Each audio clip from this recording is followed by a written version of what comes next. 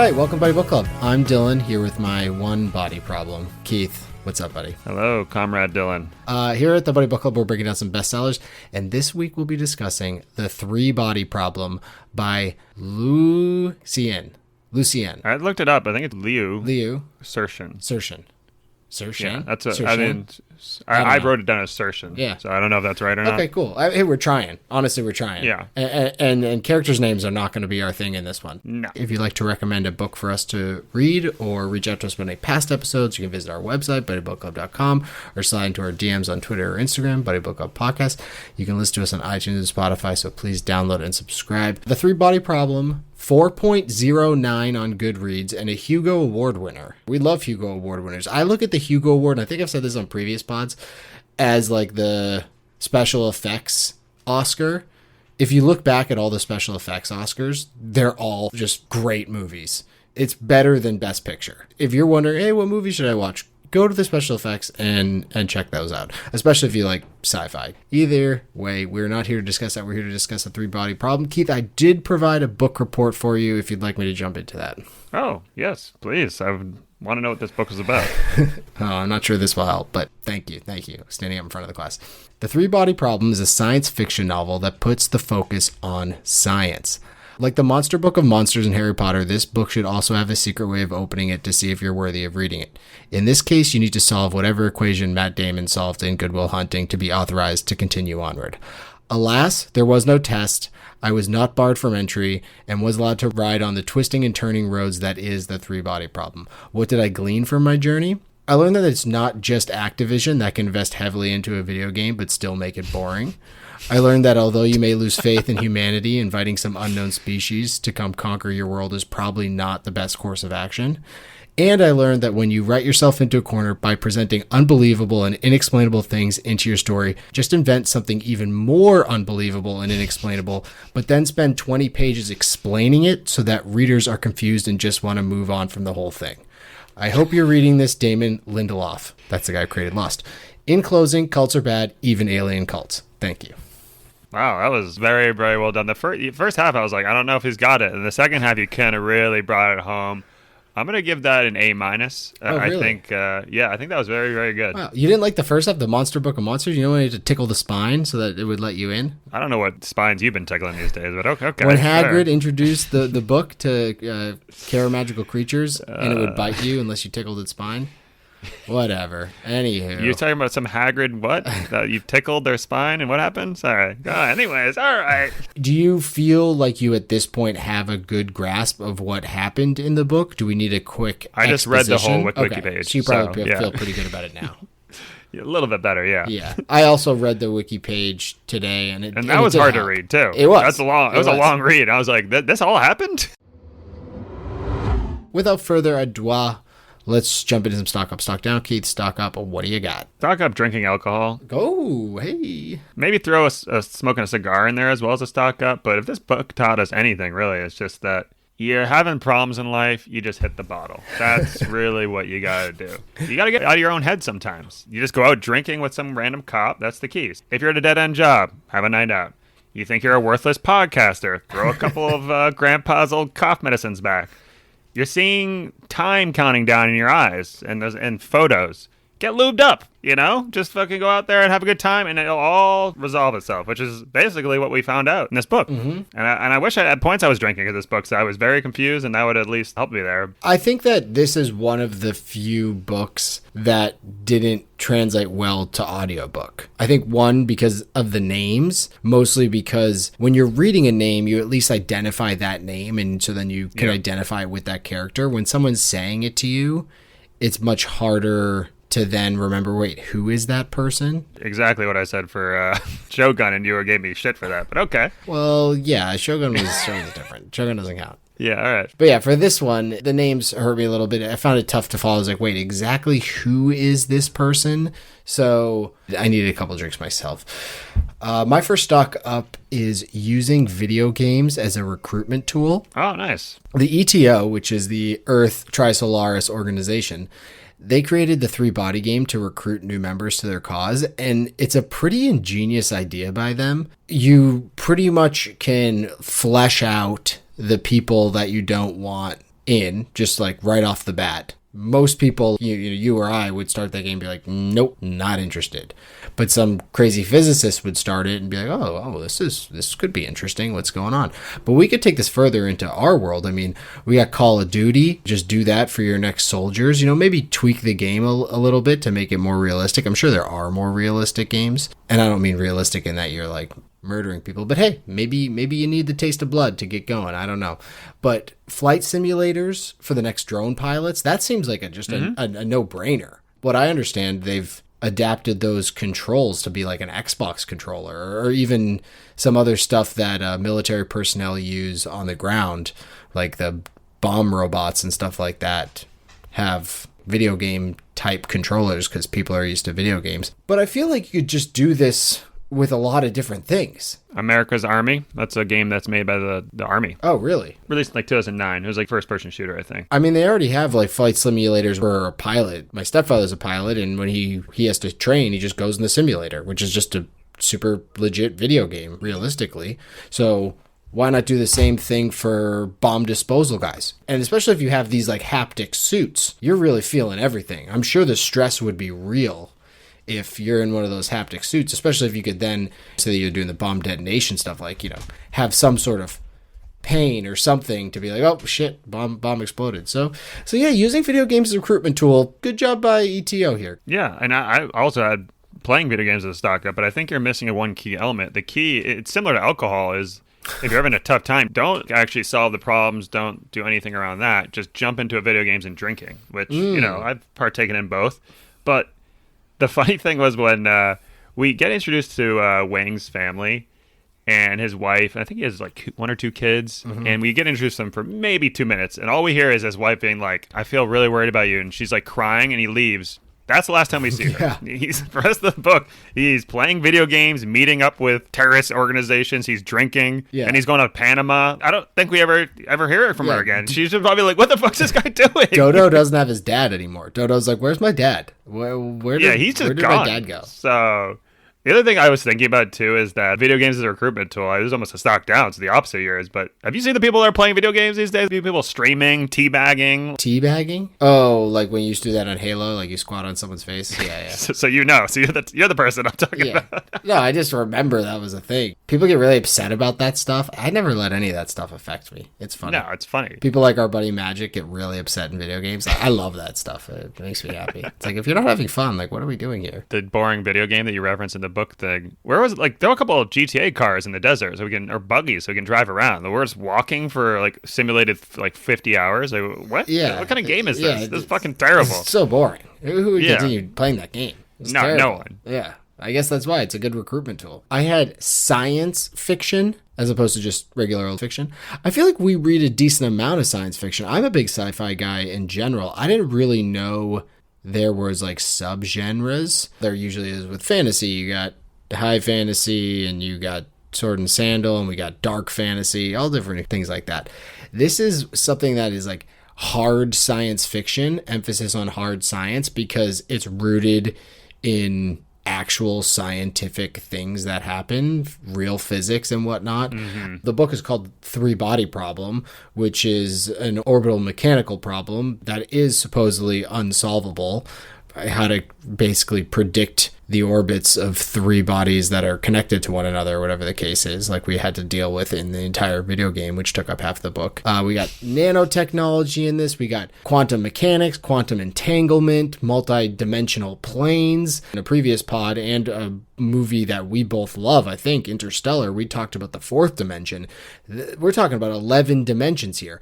I had a hard enough time even trying to conceptualize 4 dimensions.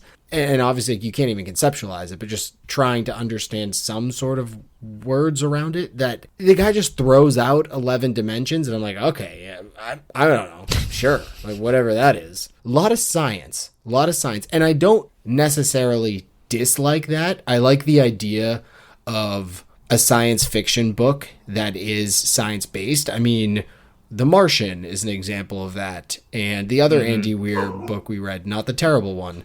Yeah, I compared this to Foundation meets Project Hail Mary, so 2 books. Yeah, Project Hail Mary. Yeah, exactly. And Foundation is a good example, although that's obviously more out there. That's not actual science. This one's kind of out there too. Yeah, but I meant like that's like psychology is science, like the science and psychology kind of thing. Either way, I do like the idea, and that's why it's a stock up for me of a science forward science fiction. But I'm a little bit more used to the Andy Weir type stuff than this, which was a bit over my head. For me, I realized after reading this book, I don't actually like science fiction books. I like fiction books that have science in them. Oh, like Ender's Game. Yeah, exactly. I like when the lightsaber gets pulled out and it goes, vroom, and I'm like, oh, cool. And then they start hitting it. I don't want them to be like, so the lightsaber's origins actually come from the mountain of Jeddah. You know, there's just like, I don't care. And it's like, this is how the physics work. I'm like, I don't give any shit about any of that. I'm all for thinking outside the box, but once you start making things up to make things up for, none of this is real science, but you're talking about it like this is how it would work if it were real science. It's like, but none of that's real. You're just making all these things up on top of things. Yeah, well, I think for this, a lot of it is real science, except for once we get a little too deep into the like sophon type stuff. And that's more the sofa stuff? Sophon stuff. Yeah, that's more like theoretical. I'm thinking sofas. The idea of photosynthesis is sciencey to me, right? I'm just like, I don't understand it. I get that it's important, but it doesn't. It's over my head. Like even that, right? And then they're like, photosynthesis. Now let's show you something that's 7 degrees further from that and describe it in detail. I'm like, I didn't like photosynthesis. Why would I like this shit? Yeah. You know what I mean? So that's where it's funny you say that because I have plant growth related, photosynthesis related, quote unquote joke later. It's not really a joke, but I love those jokes, those photosynthesis jokes. But I agree with you. Like when I watch Star Wars, I don't need to know the background, but I am interested in that. So I used to always love those compendiary books you'd see in the library or the bookstore that explained how a lightsaber worked, because that would be fun to read. But I don't want to watch a movie and have them explain to me how it works. They say, oh yeah, this crystal powers it. I'm like, yeah, that's cool. And then later I'll get this book and I'll be like, oh, this is interesting. I can look into it more. I want to hear the story. I don't need so You need to much be of the invested science. first before. Yeah. It'd be like, oh, let's like go watch baseball. And you'd first being like, well, let me describe to you why OPS is important. And just talking about OPS for like an hour. Sure. You're like, yeah. I don't give a That's shit a really about this. good Like, show me the example. baseball game. That's a really good example. Yeah. I think that the movie we just talked about, Interstellar, did such a good job of that because it has the sciencey aspects that you can pretty much follow around. Oh, time dilation. I understand like time moves faster down there than it does up here, whatever the case is. They didn't go on for hours about exactly how the science of black holes work. It was like just enough that I was like, okay, I can follow the story. And then later on, I go on this science channel and there's the science behind Interstellar. And I'm like, yes, I will sit here for an hour and 30 minutes and watch this. Be very happy that now I know a little bit more about the science of it. This one towed the line in the other way, I think. My last stock up was Krypton, or Kryptonians perhaps, maybe specifically Jor-El. But the planet Krypton was having a similar epic end as Trisolaris. Granted, Krypton was destroyed due to overmining. The Kryptonians were just kept mining all that stuff. That's semantics. It wasn't a 3-body issue.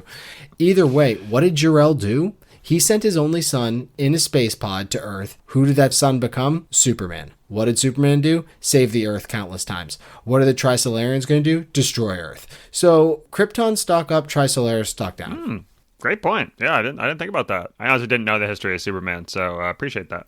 You didn't know the history of America's #1 alien? I like Lois and Clark. After that, I was out on Superman. Big fan of Lois and Clark. What's that woman's name? Terry something? Terry Hatcher? Terry Hatcher? Yeah. I had a huge crush on her before I even knew what crushes were. Like, who didn't? Yeah, I came for the Superman and I stayed for Terry Hatcher. Did you also have, because your family didn't watch TV, right? Yeah. Did you have the Sunday night exception? And that was the one show that we're allowed to watch Sunday nights. And so obviously it was the greatest television. It could have been any show, honestly, and I would have loved it. From what I remember, weekends were kind of an exception. So like Saturday morning cartoons, I was all in on. Like I crushed all the Saturday morning cartoons. And I think Sundays were on board too. So, I mean, I remember watching it. Like, I don't know why I was watching it, but it's so weird to think too that you had one TV in a house. Like everyone had to agree on what to watch. That's why I think like NCIS's work. It's a little bit of murder and it's a little bit of a love story and it's like a little bit of everything, but nothing too aggressive. It all like wraps up by the end and everyone's happy. That's my Blue Bloods theory. That's why Blue Bloods is still on, because it's a cop show, but it's really a family show, but there's a backbone of Jesus. So it really hits all the marks. Let's jump into Stock Down. What do you have for Stock? Simplifying things, Stock Down. I think we're all on the same wavelength there, but this book was relatively short, I guess, in length, but this book felt very, very, very long for me. We took 2 weeks to read this. A 12-hour book, it should take us 1 week normally easy. Crush 12-hour books. Yeah, 12 hours is right on our wheelhouse. Like The Blade itself, I think we both read in a week. And you didn't even love that book. You liked it. Exactly. It wasn't like the greatest book ever. Yeah, but I mean, that wasn't. I wouldn't say like the biggest page turner, but the pages turned. This was like what's the opposite of a page turner? A page freezer? Page burner? I don't know. No, that's good. That'd be burning book through the book. Good. I meant like burn the page because you don't want to read it anymore. I needed Basil exposition in this. I need someone to dumb it down for me. I just needed things simplified.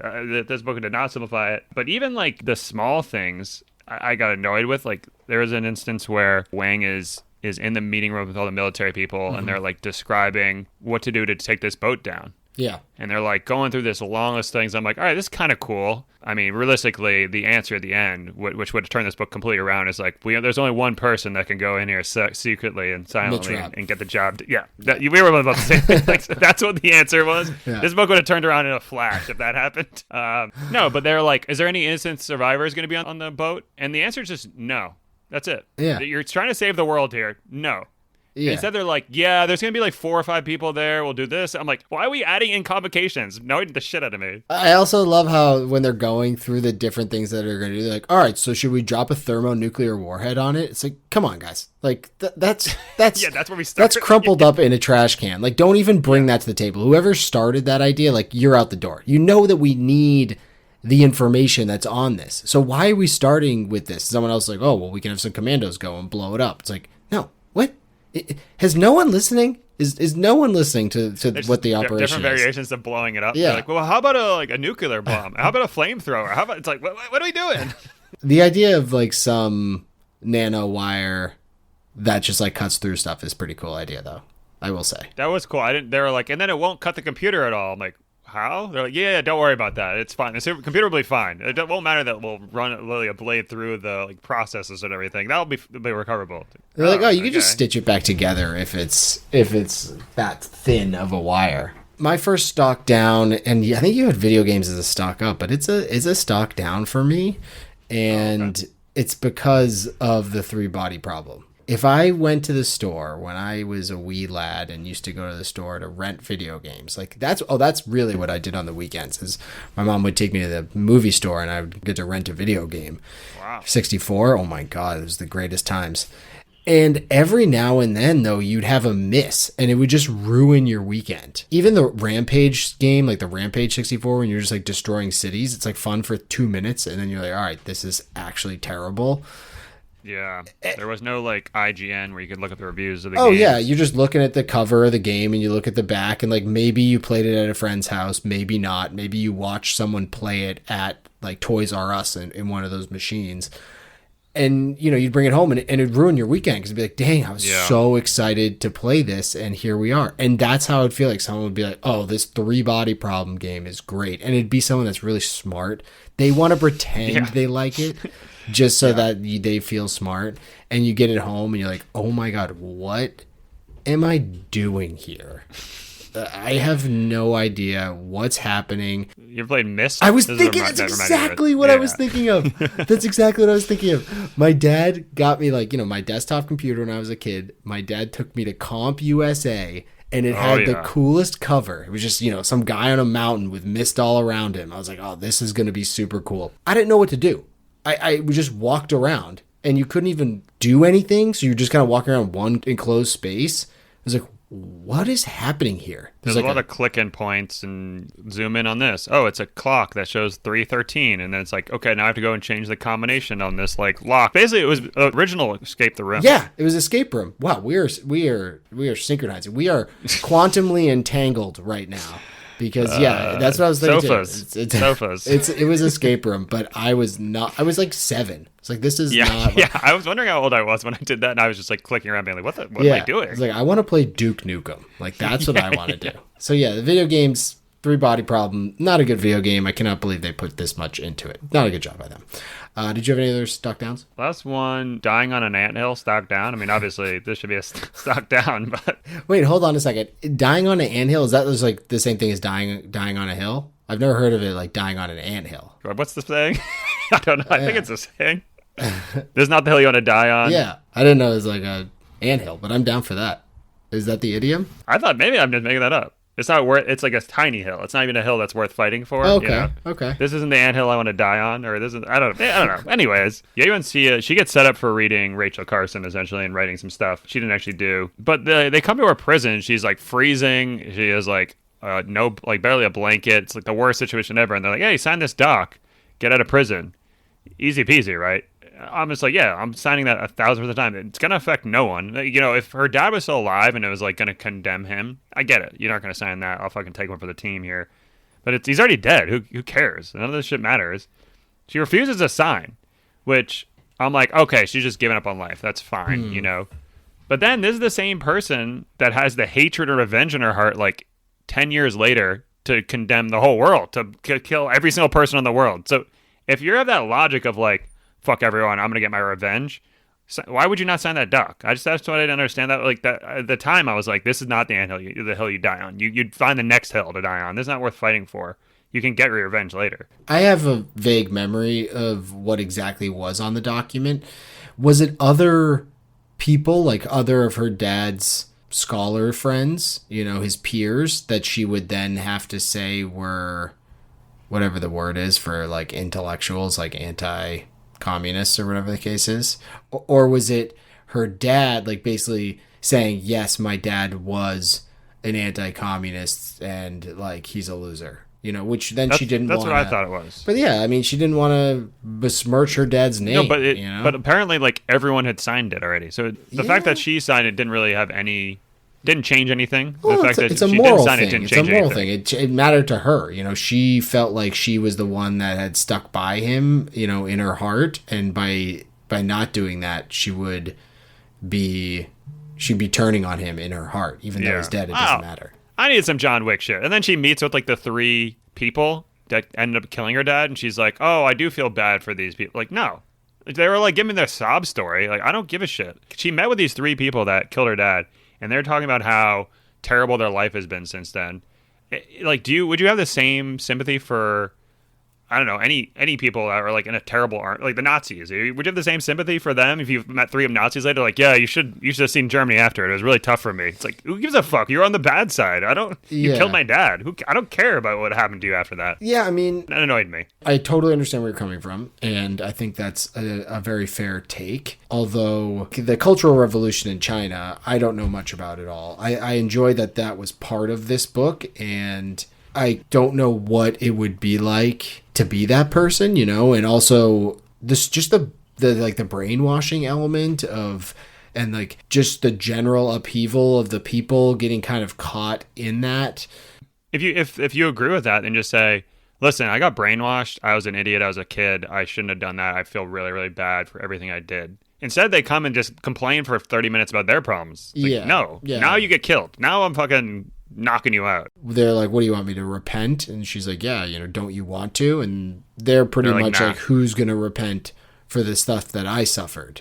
You know, yeah, I don't give a shit what you suffered through. Yeah, it's like those are two different things. Like, let's, you know, I don't know who's going to do that, but like, you can apologize for killing my dad. Like that's like seems pretty rational. Seems pretty easy. You beat him to death with a belt. But I also had a tough time one time. Yeah, they gave her the yeah, but still, and it wouldn't work for me. I agree with you. No. You know, if someone's like, yeah, but still, like I lost my arm. It's like, okay, not my fault. A tank ran over your arm. Yeah, that was like 20 years later. Who cares? Literally nothing to do with me. You killed my dad with a belt. Your hands. So. And then they pinned it on the person that, and they're like, yeah, that person that actually killed your dad. She died in the river. It wasn't us three. Yeah, it wasn't us three. Trust me. Smart. Those girls are smart. So that kind of leads to my next and final stock down, which is isms. Personally, I'm not a big fan of communism, totalitarianism, capitalism, feudalism. really any ism I can't get behind. People that are staunch supporters of one type of ism, those are people that concern me, because it's proven out so far that there really isn't something that works. You know, people are like, oh, America's great. It's like, yeah, but I saw an interesting thing. I follow this Lord of the Rings Instagram page, and wasn't ready for that. Go on. And they had someone went and calculated how much money Smaug had in his hoard under the mountain, and basically Smaug's hoard would make him the 16th richest American. Like, all that gold and everything. Calculate that? I don't know. But I don't care. I don't care how they did it. Right. I'm just gonna. Yeah, I'm just gonna believe it. But it was fun. It was like, holy smokes! Talk about who is the duck from Scrooge McDuck or whatever that just DuckTales swim in his money in DuckTales. Yeah, that was awesome. It's like that's what it's like. So people that think capitalism is right, like, this is stupid too. All these people with all this money, it's crazy. So yeah, just. We get a peek into the Chinese Cultural Revolution. You know, prosecuting intellectuals and scientists doesn't seem like a great way to move forward as a species. Hoarding all of the money doesn't seem like a great way to move forward as a species. So I do understand the idea of shouting out to aliens that they should come and conquer us to even the playing field to some degree, or like move us forward. The problem is you don't know what these aliens are about. You're just saying, come here. I also think there's very, very low stakes. If you were told today, hey, 450 years from now, the Earth's going to implode and die, would your life change in any way? Would you do anything differently? 450 years, that's not even your kids or their kids' generation. It doesn't even matter. Would you do anything differently? You're saying this is going to be just for me, because I think the world would change. What do you think? I don't even know if the world would change. Well, I think climate change wouldn't matter anymore. If you're saying that there's an asteroid that's 450 miles away, there's nothing we can do. You know, like there's like all these restrictions on hunting, all these restrictions on fishing. Yeah. So you're just saying we'd just be exploitative to the max? Yeah. I think that'd be actually an interesting story, or like a TV show or something, where that happens and we just deplete the Earth over the next 200 years or so, but then it misses us or something like that. And it's like, oh shit, what do we do now? That is a good idea. It's a little post-apocalyptic thing, even though like we've created this apocalypse because we thought the world was going to end, but it was like psych. Me personally, no, I don't think my life would change, although I'm sure it would have some sort of psychological impact, and I would think about things different. You know, I compost now. I probably wouldn't compost anymore. I'd say it doesn't fucking matter. You know, what's the big deal? Yeah, I don't know. It'd be interesting to say, but yeah, the stakes are definitely low, but the stakes weren't low for the ETO or whatnot. You know, they had plans to keep going. Their children were going to take over, or their children were going to meet them. And then even the ETO, it's interesting how these organizations always work, because then they start to fracture, and there's factions. That was cool. And there's factions. Yeah, and that makes a lot of sense to me. That's like a really interesting perspective, because then there, you know, these different factions are created. One that looks at the aliens as like gods, like, oh, okay, these aliens are, you know, they're godlike creatures. They're going to do some godlike shit when they get here.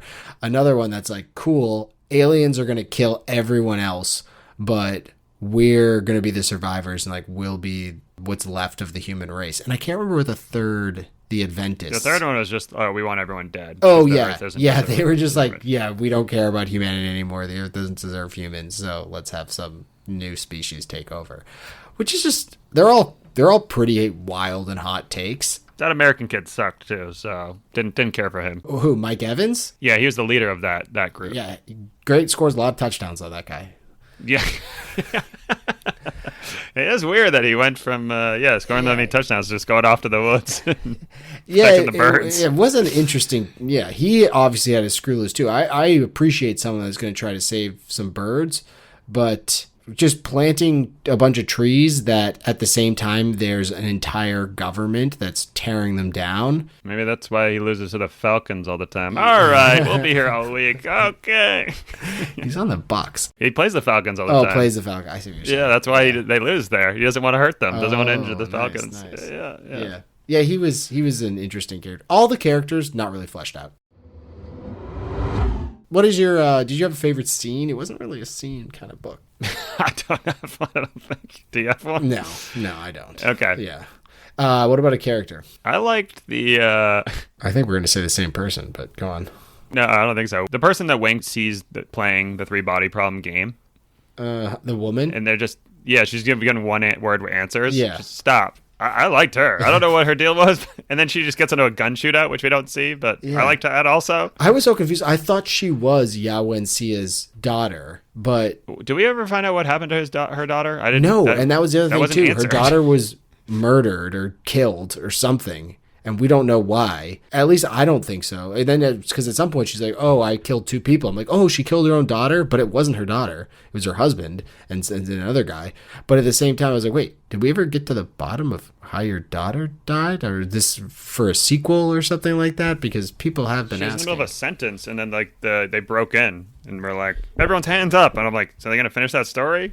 And I thought it might have happened when it was in the middle of talking about sofas for 45 minutes, but I don't know. Yeah. So I guess the woman was just like another physicist that was also just into the 3-body game. Don't know exactly, but I did appreciate that. Yeah, she'd be on the phone, just like wouldn't say anything. Like she'd pick up the phone and just silence. It's like when you pick up the phone for a telemarketer. It's just like, So my favorite character was Shi Kang, the cop. Oh yeah.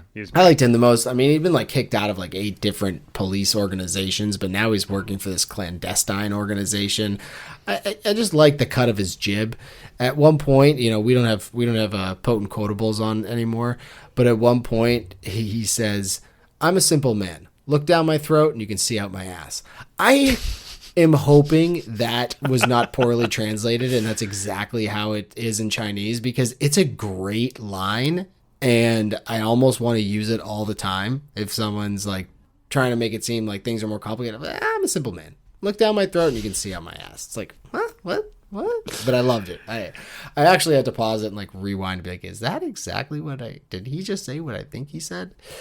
When they have the shootout at the end, which was also just a little weird. It was like the cops jumping into a NAMBLA convention in South Park. It was just like, wait, what? The cops are just all of a sudden shooting people, and there's a nuclear bomb, and he's like, yeah, that just very shoot confusing. it. And he's like that good of a shot that he just can just. And then they're like, pull out there's his- radiation everywhere, and it blew up. And I'm like, so everyone's dead? There's a nuclear bomb went off? And they're like, no. And I'm, what? Yeah. Yeah. So he's like, no, they scrubbed me inside and out. I got no radiation anymore. He's like, I don't know. I saw that Chernobyl miniseries. I'm pretty sure that's not how it works. But yeah, I liked him in general. I liked his vibe. I do like too at the end of the book where all the military minds are meeting, and they're like, "Who the fuck's this guy?" And he's like, "I'm the guy who does my fucking job. You must be the other guy." Like from Marky Wahlberg in The Departed. That's what he basically said to him. Yeah, it's so good. Oh, I fuck. The Departed is such a good movie. I might have to Such a good I might have movie. to It's my rewatch favorite. that. It's your favorite Favorite of movie all all time? Yeah. Yeah, it's funny because the first time I watched it, I didn't like it. I was like, "Yeah, this movie's okay." And then I saw it again. I was like, "This is the best movie I've ever seen." I just kept on watching it over and over. I had a similar thing. I think I watched it the first time. I was like, not Scorsese's best. And then I watched it again, and I was like, wow, this is like equally entertaining, funny, and awesome. Okay, what do we love? What do we love about the 3-body problem, Keith? I think the general idea is cool. I think, first of all, I didn't know the 3-body thing was a real quantum mechanics or whatever you said it was. Orbital problem. mechanics, yeah. I was like, I wonder what the 3-body problem is the whole time. I was like, and at the end, I was like, I don't know what that is still. I'm interested in the TV show. I heard the TV show is good, but I also heard the book's good. But I'm going to watch the TV show. I think this kind of book lends itself well to a TV show because all of the scientific stuff is backed by it. And now they just have to make a better story, which this didn't have, which might have been more of a hate. But still, you understand what I'm saying. Yeah. I was actually going to think about putting a stock up for my perceived intellect as a stock up because like 2 people had said, oh, you should read 3-body problem. It's great. And I'm an idiot. I didn't understand anything. So they must think I'm a lot smarter than I am. So that's nice. Either that or it's one of those things, kind of what I talked about earlier, the video game stuff or whatever, when someone suggests it to you to show how smart they are. Yeah. That's like why I bring up Rise and Fall of the Third Reich all the time, because it's a 55-hour long history book. So it's like And I bring up becoming all the time. yeah, yeah. You and Michelle Obama. Yeah, Michelle Obama. Yeah, But like, no one's culture. gonna read 55 hours of the rise and fall of the Nazi Party. So like, that makes me seem like, hey, that's just me saying, hey, just so you know, I've spent 55 hours learning about Germany between 1932 and or 33 and 45. So It's a weird one to select. So I feel like you could probably go maybe something without a Nazi symbol on the cover. But yeah, each their own. yeah, it was interesting. My first love, and it's similar to you. I love the sci-fi stuff. I love aliens. The Fermi paradox is something that I find to be pretty interesting. And the Fermi paradox is basically, okay, if there's infinite stars out there with just as many planets, there has to be intelligent life. And then the follow-up to that is, well, if there is intelligent life, why haven't we heard about it yet? So that's the paradox, and I find that to be really interesting because I personally am of the mindset that, of course, there's intelligent life out there. I think if you don't think so, you're an idiot. Keith, do you think there's intelligent life out there? I do. Okay, so then you're not an idiot in my book. Yeah, so, but I don't know why they haven't talked to us. I think they get into it in the later books a little bit more about the Fermi paradox, basically saying, and I'm not spoiling anything, because I think this is a really interesting answer to it, which is that civilizations are consumers of everything. As a civilization grows, it just consumes and consumes and consumes, and eventually there's nothing left. So they have to then go somewhere else or take from somewhere else. So basically, if you let another place know that you exist, you're inviting them to come and just take all your stuff. So if no one knows you're there, it's like living out in the woods during the apocalypse. It's like, well, no one knows I'm here. No one can take my stuff. So there's no reason for me to shout out and tell everyone where I am. Okay. That's interesting, yeah. So that's the reason why supposedly no one's reached out. Interesting. But just science stuff in general, I thought aliens, all fun stuff I enjoy. The science did get a little too much for me. I think we've talked about that, though. Anything else you love? I did like that Wang visits Yao and Xia, and she's like super nice to him and all this stuff, and he's like, man, it's nice to talk to this person. And then she's like, oh, I want to take some, I think it was like ginger or something with you. I forget what it was. Yeah, and he's like, you know what? Now I'm going to come visit you all the time. I was like, wait, just a free gift is what makes you come back. It wasn't her being nice. It wasn't her giving her all the information. It was like, or wasn't her like daughter just died. It was like, you know what? Free gifts? Yeah, I'll be here all the time now. I was like, all right. Bro, it's that saying. Did you ever watch that show on History Channel or whatever about those Appalachian guys who go out there hunting for ginseng? Go digging for ginseng? No. Oh, so it's like a big, ginseng's like a big thing in Eastern medicine. Oh, okay. So it's like super valuable. Yeah, it's like super valuable. So it was. All right. So it was just bribing him. One of the places it grows naturally and is like super coveted by the East is in some middle of nowhere Appalachia. So like people are going around in the wild, like finding these ginseng. If you find like a big, she was even talking about the book, like, oh, I had this ginseng that was this long or whatever the case is. It's like ginger, it kind of grows like ginger root. So yeah, it can be a big money thing. So if someone's to give you some good sang, then yeah, it'd be worth coming back. What? Keep that sang on me. Anyways. The other thing I loved was the cultural perspective. I thought it was interesting. I feel like everything we read comes from a Western perspective. It was just refreshing and interesting to see something come from a totally different culture that's as different from ours as it can be past the industrial age, like in the technological age. It's a completely different side of the world and comes from different customs and everything. So seeing that was interesting. I'm not very well versed on Chinese history or Mao or Cultural Revolution or pushing everyone back out to the farms, whatever that thing was. So getting a little peek of that and seeing how that would affect people down the line in this story was interesting to me. The beginning of the book, or based off of Wikipedia, the beginning of the book was supposed to be more of the revolutionary stuff of like how bad that was, but he moved it to more the middle of the book so that it didn't get censored. So apparently, China. it's like, okay, first 20 pages are fine, good to go, and then like when they eventually realize that it's in the book, Yeah. it becomes big. Yeah. So I was like, I didn't get why that would matter. I don't know. Censors, well, that's probably why they had all that boring science stuff right at the beginning, because it's like censors picked up, they're like, oh my god, I have no idea about any of this stuff. I'm putting this thing down. But also by the end of the book, I was like, is everyone in China just a physicist? Because he's just talking to you like, yeah, and everyone knows obviously all these famous people and their theories and all these. I'm like, I don't know what's going on. Yeah. Some little kids are coming up to her in a village being like, explain to me how gravity, how terminal velocity. It's like, what?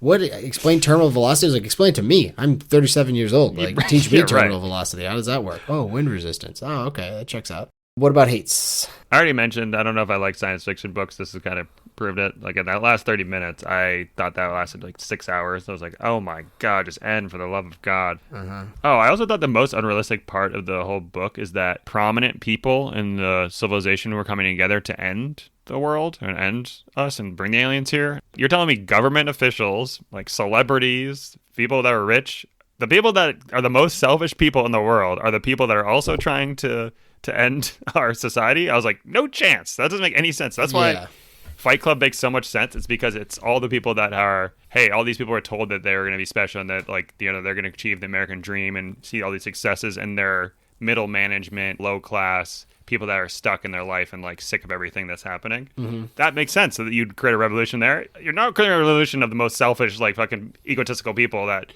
I guess those people would also be like, 450 years from now, let's fucking destroy this planet. But yeah, in Independence Day, it's not Donnie Trump on top of the tower like, you aliens come here, aliens. Good point. That's just not how it works. It's the strippers. They're there. Isn't that what her friend did? Shit, maybe I'm making that up. They're both strippers, yeah. Okay. Excuse me, she was a dancer. Oh, exotic, what do you do, exotic ballet? Dancer. Exotic. Oh. Good movie.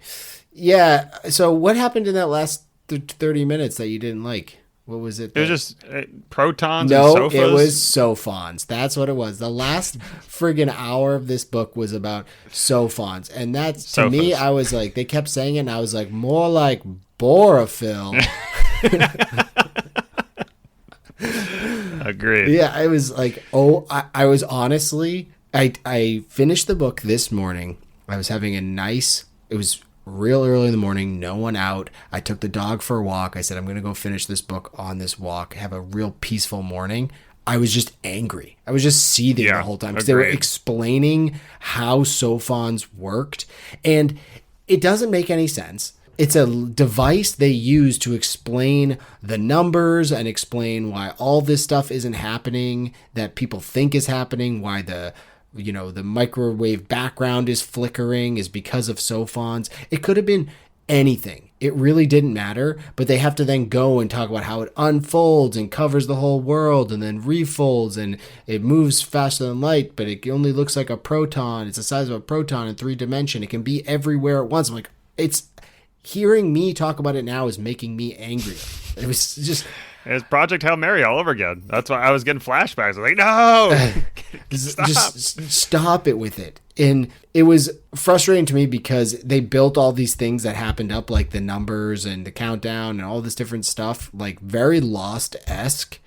And I didn't really need an explanation. I was just like, hey, cool, aliens can do some crazy shit with their minds or whatever. Like, they could have used anything.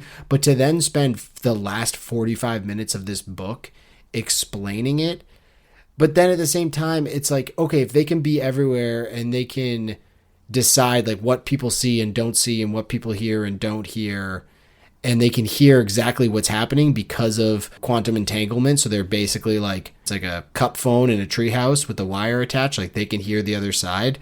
Why would they then let the guys on Earth cut the ship in half and do all that stuff? They didn't have to do that. So the whole sophon thing, I honestly hated.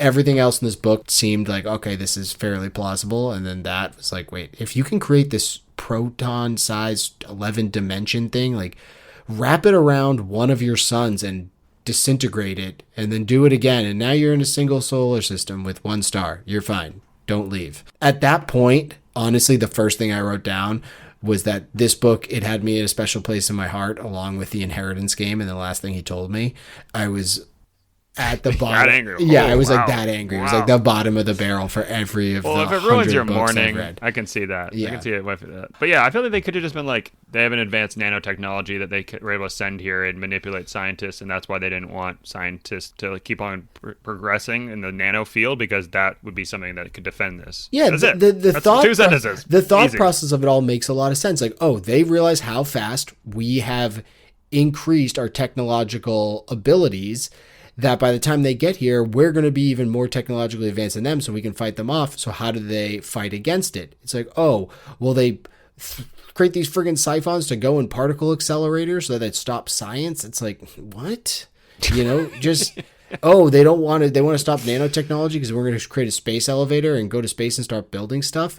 Just give me something else. It really didn't matter. Just have them lead us down a different trail or something. Yeah. So it was a bit much. And the only other thing I really hated was, and this might just be because this is translated. It was originally written in Chinese. The translation to English, I'm sure there's a lot of ways that this could be translated, you know, and the guy who translated it said he tried to stick with best as possible, like the cadence and the feeling of the characters and whatnot. I'm sure it was a Herculean effort. So it might be some of that. It might not be. Either way, the characters just didn't seem that interesting to me at all. Like none of the characters, I was like, oh, I'm at bat for this guy or this gal. So Well, I really like Wang's family. They seemed like like a lot of the interactions, the conversations were confusing and didn't do much for it. So yeah, wasn't a big fan. So you were talking about being interested in watching the Netflix show. This show was recently released by Netflix. I think like a couple weeks ago. It's like top 5 in shows right now or something. So it's somewhat of a hit. Who knows though, because Netflix pushes those things onto people, as they should. You know, they have a right to do that. got 79-80. Okay, Not bad. because like when that Red Notice movie came out, like Red Notice #1 in movies. That movie was fucking terrible. Yeah, 79-80. I did a little binge today while I was, because it's been pouring rain here, so I was working and I watched basically up until the end of the book. There's a few more episodes, so it goes into the next books. Oh, the future ones, yeah. Yeah, it goes into the next books, which is interesting because I would be interested to see the following books. I don't know if I definitely wouldn't read them. The show's good so far? I will say that the show is the book, but in a much easier to digest manner. And they blend some characters together into other ones. They create new characters, but it all seems to flow pretty well. Considering I just finished reading the book, at no point was I that interested because I knew all of the things that were going to happen. So it is fairly true to the book. So I'd be interested to know what someone thought about it who didn't read the book. But I would suggest in our would you recommend this book? Just go watch the show. It's pretty much the same thing. There's like better visuals. It's got Sam, isn't that his name, from Game of Thrones? The nerdy one. He's in it, and the acting's good. The characters are good. It's exactly the same story. The 3-body world makes sense. Oh, I forgot to mention during the 3-body world that I did enjoy when they created a computer out of the army with like binary. Yeah, that was pretty... I still don't know how computers work, and I built one, and I was still a little confused by it. But you put one that being together said, is what you're saying. You put the pieces together. How fucking dare you? I But I'm built a saying, computer, like, sir. you're not like soldering, I went in, and I graphic actually cards built together. computers. Yeah, people do that. No. Yeah. No, people don't even build websites. Everything's just taken from other things now. Everything's building blocks. When I say I built it, I mean I fucking put it together, but I built it. Well, I did see on Reddit one time, I think it was a kid, but I could be making that up, who built a computer in Minecraft doing this same idea. Just built tons of inputs that are just binary, like on or off. And if you set it up for something, it'll do computer-based problems in Minecraft. But it's probably pretty basic, right? Like it could do math maybe, but not. Yeah, not it wasn't going give you a to video game on top of a give video you game. the answer to the world. But yeah, it would do it would do stuff that I was very amazed by. And like you zoom out, because it's, it is these blocks that are either on or off or whatever the case is, and you zoom out and it was like a legit data farm that this person had created. So talk about how we should be using video games to recruit people, like Harvard, Google, whatever, these places, like someone's out there creating computers in Minecraft. Like they're super impressive. smart and have too much time on their hands. Go have them create sophons. Yeah, so I'd recommend the show as opposed to the book for this one. And I apologize to the people who recommended this book and said you're gonna love it, because honestly I didn't, and I'm not afraid to say it. I'm not smart enough. But yeah, I'll say the same thing. I was not a fan. This made me question all science fiction. I don't even know if I want to read another science fiction book again. That's how bad I thought it was. So. Yeah, well, luckily we don't have to go down that road for a while. We can, get the taste out of our mouth. And I apologize to people that did like this book, because I could see ways that you would like it. It was just not for me. So, like I said, we're not going. I also think the Hugo Award winners are not. I'm not a fan, other than Harry Potter and Ender's Game. Okay, thank you. All the other ones we've read have not been good. I did not like American Gods. Yeah, you didn't like American Gods. The N.K. Jemisin one. Yep, didn't like that. I don't know. But yeah, we're going to leave the sci-fi space. Keith, what do we got coming up next? This is a listener recommendation, The Art Thief by Michael Finkel. I believe this is a true story, so we're getting into the nonfiction side, which is a rare scene for. Yeah, I wonder how nonfiction it is. Also, when you said we're reading The Art Thief, I was like, oh, great, I love this book. But I was thinking of The Book Thief, which is a children's book. And then I was like, oh, no, it's The Art Thief. And I was like, wait, I have this book on my shelf. It's Caroline's. And I look at the book, and it's The Art Forger. So now I'm just confused. I don't know what's happening. But there is a book called The Art Thief, and we will be reading it next. Okay, so we'll probably catch you pretty soon, probably, I don't think it's a very long book. Short one. Yeah, so we'll catch you guys for The Art Thief. Don't get The Book Thief. Don't get The Art Forger. Get The Art Thief. By Michael Finkel. Finkel, right. Yeah. Finkel. Finkel is Einhorn. Einhorn is Finkel. Yeah, there we go. All right, laces out, Keith. All right, Keith, this was fun. Even though we didn't love the book, it's always good to talk to you. So I'll catch you for the next one. All right. Alrighty. Bye now. Bye now.